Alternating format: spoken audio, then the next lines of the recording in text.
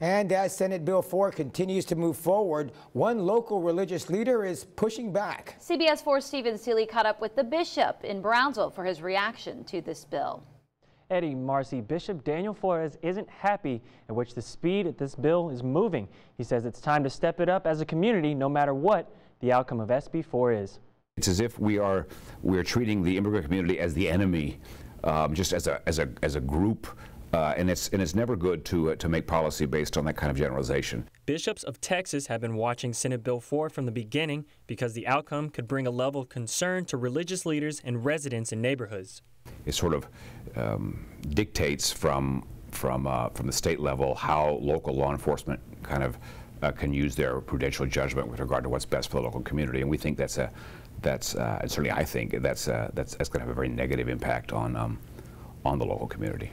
Bishop FLORES is worried that SB 4, also known as the Anti-Sanctuary City Bill, will continue to move forward and cause the immigrant communities to be in fear. Bishop FLORES says the church has always been consistent when it comes to community support. This morning, the bishop tweeted a response to SB 4 passing the House by saying, quote, "Our communities will be less safe to the extent the state ties the hands of local law enforcement, keeping them from using good judgment while attending to their local duties. To be an immigrant is not a criminal act, but now the immigrant community will be more afraid to report criminal activity in our neighborhoods." Yesterday, lawmakers passed an amendment to exempt churches from SB 4's reach, meaning places of worship will be excluded. Bishop FLORES says the church has a duty to be a refuge for those in need. And one of the best things that we can do right now is to help people get very good information about what the law is, what rights do people have, and how can they defend themselves. The church responds to people who come to our door. I mean, we have Catholic Charities. These are long-standing institutions. We have Catholic Charities, and we don't ask people what their documentary status is. We ask them if they're hungry.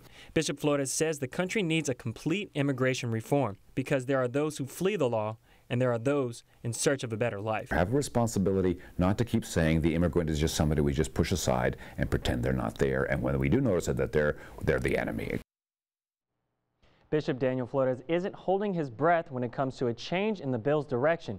Nonetheless, he says the church's doors remain open regardless of the results. In the studio, CBS 4, Stephen Sealy and ValleyCentral.com.